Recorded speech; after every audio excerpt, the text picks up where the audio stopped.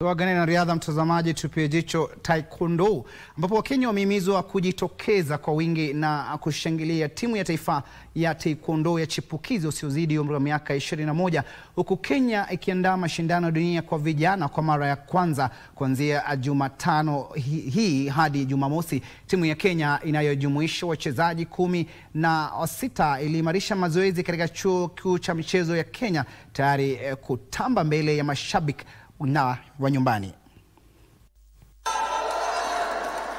Kenya inatarajiwa kuandaa mashindano ya kimataifa duniani ya taekwondo kwa chipukizi wasiozidi umri wa miaka 21 kuanzia Jumatano hii kwa mara ya kwanza.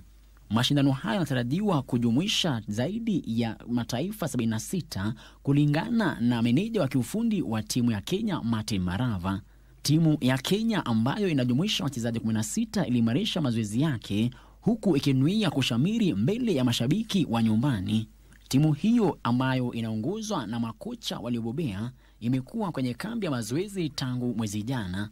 Frederick Mwoki, Darubini Michezo.